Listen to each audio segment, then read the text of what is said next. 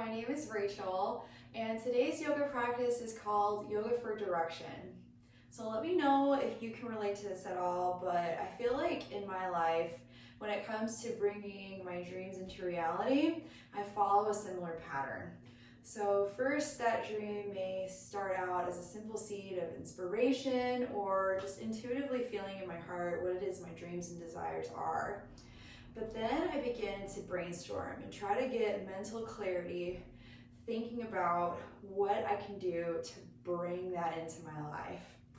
Next, I'll start talking about it, speaking words either to myself, maybe positive affirmations, or externally processing it with a trusted friend.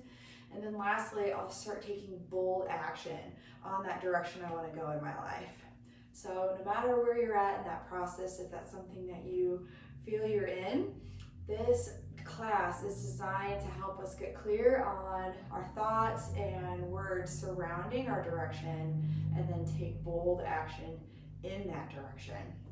So when you're ready to start, find a comfortable cross-legged seat, root down into the ground with your sits bones, adjust how you sit so that you can really feel firmly planted there. And then gently close your eyes. You can rest your hands on your knees, either face up or face down or in your lap, whatever feels right. Really feel the sensation of the earth pressing against you to give you that firm foundation. And I invite you to imagine yourself really anchored there, as if light were shining down into the ground, tethering you to the floor beneath you. And then out of that point, a singular beam of light shining up through your spine and out of the crown of your head into the heavens.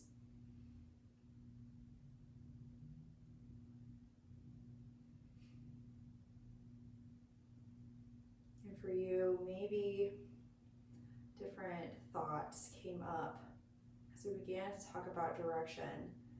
Maybe they're jumbled, you have many ideas about what you would like to do with your direction.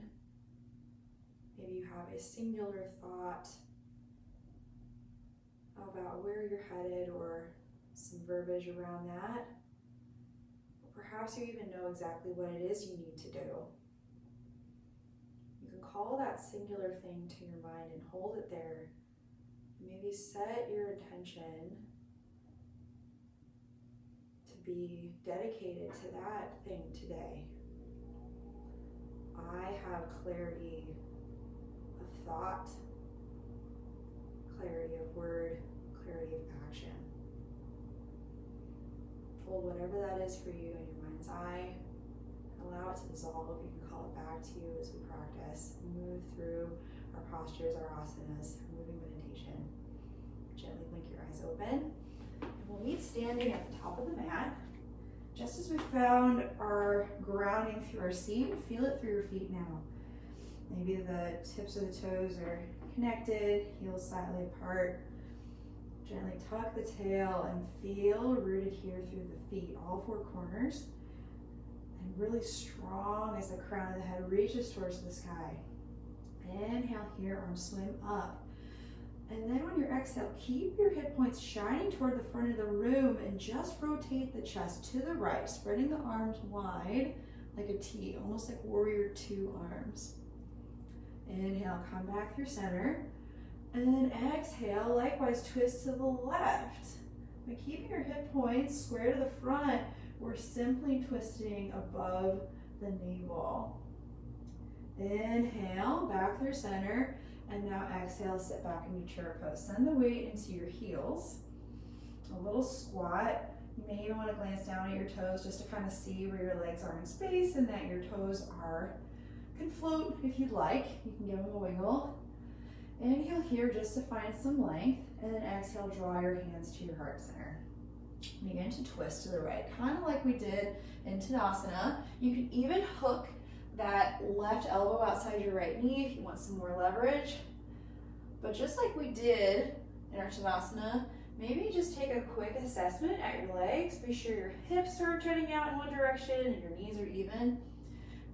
As we focus on the upper body, twisting, we sometimes forget to make sure that the lower body isn't along for the ride. Inhale, pass back through center, and then exhale, hands to heart, twist now to the left. You can hook the elbow if you want. Sometimes as we pay so much attention to the moving parts, we get fixated on one part of the project or one part of our direction, and it's almost like we're too close. We need to take a step back and notice all of the pieces that are important to our mission, to our direction. Inhale, pass through center, and then exhale, fold down over your legs, forward fold. Inhale, halfway lift, hands can come to shins or they can rest on the mat. And then exhale, plant your hands, step back through your plank, lower through chaturanga or down to the mat. Inhale, up dog or cobra, and then exhale, downward facing dog. Inhale, draw your right knee to your chest and step it between your hands. Stay on your back left toes and rise to crescent pose. Lunging into the front right leg. Inhale for some height, and then exhale. Draw your hands to your heart, and now we twist in our crescent pose. You can attach the left elbow outside of the right knee like we did in our chair. Really feeling that twist above the navel. Inhale, crescent, right up the middle, and then exhale, plant your hands, step your foot back, take your vinyasa. Inhale, spread your heart wide in cobra or up dog, and then exhale, downward facing dog. Inhale, left knee to your chest, step between your hands, and rise on your back right toes, crescent pose on the left side. Inhale here, and then exhale, lean out and twist with your hands at your heart. Find what the twist is for you. Find your strength. We wring out the spine. We're getting these creative juices flowing. Taking care of our physical body helps us to take care of our mind as well. Inhale up through center, and then exhale, hands plant. Take your vinyasa, follow your breath. Inhale for your back bend. Exhale for downward facing dog. Now from here, we're going to take a little bit of a creative flow, linking breath to movement, combining both twists, the crescent and the chair that we've worked with so far. I'll lead us through. Inhale, right knee draws to your chest and step it between your hands. Inhale, rise on up, crescent pose. Exhale, find your twisting crescent to the right. Connect your left elbow outside of that knee, maybe even gaze up.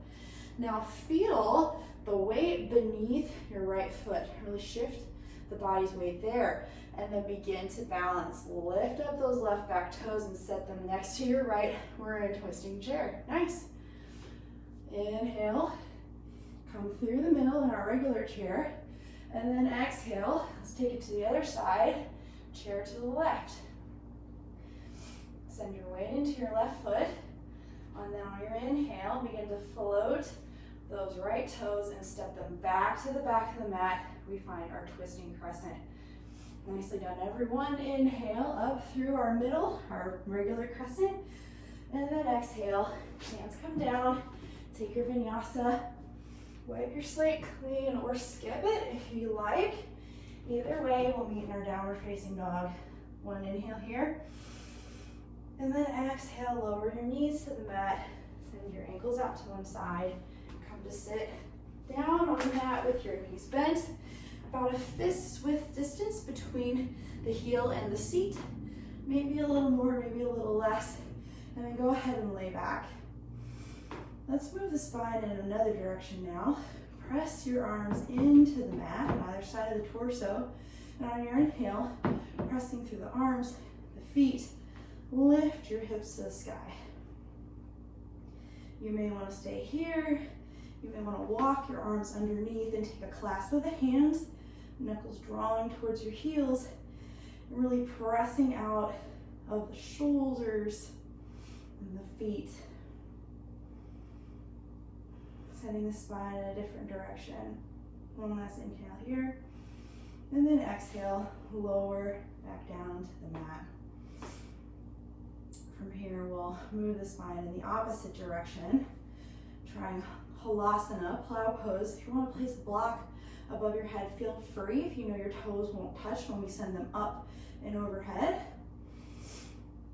Or if you'd like to skip the posture altogether, you can always sit here, maybe even with a block underneath your small of the hips area. But on your inhale, send your feet up and overhead. Toes touch down above your head, either on the block or on the floor. If your toes don't touch, support yourself with your hands, like you're sliding your hands down into some jean pockets. You can stay here, or you can always go to shoulder stand. And this is a wonderful way as we extend the legs up above the head, point through the toes and feel the weight in the shoulders and in the elbows and not in the neck. So allow all this blood that pools and collects in the legs to come back down to the head, fresh blood to our brain.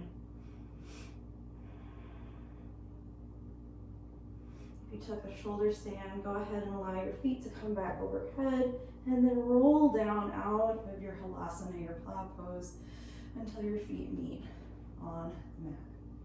Send your left leg out long, right knee to the chest, and then guide it across the body for a supine twist. Gaze out over your right fingertips.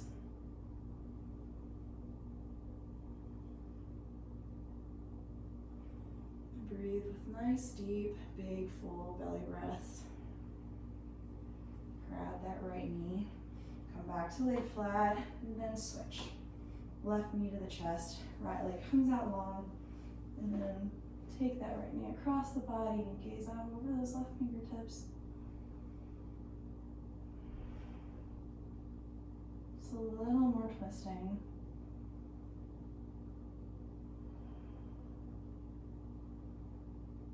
Taking care of our body, our brain, which is very much a physical part of our body, needs to be taken care of as much as the rest of our body receives nutrients from the food that we eat, the activities that we do. Those things affect our mental clarity as well. Inhale, come back to center. Maybe give that left knee a squeeze, both knees a squeeze, and then send them out long for Shavasana. Arms at your side, palms up, and feet flopping open. Feel relaxed and rooted here. Eyes gently closed. And take several mindful minutes here in meditation. If you have the time, please invest it in yourself. For the rest of us, we can meet up in our cross-legged seat with our hands at our heart, eyes gently closed. Bring the thumbs between the eyebrows for clarity of thought, fingertips to the lips for thoughtfulness of speech, and hands back to the heart for consistency of action. May you see clearly the path ahead of you and have the courage to take it. Namaste. Thank you so much for practicing with me. It's always an honor being able to guide us through our classes. Until next time, bye.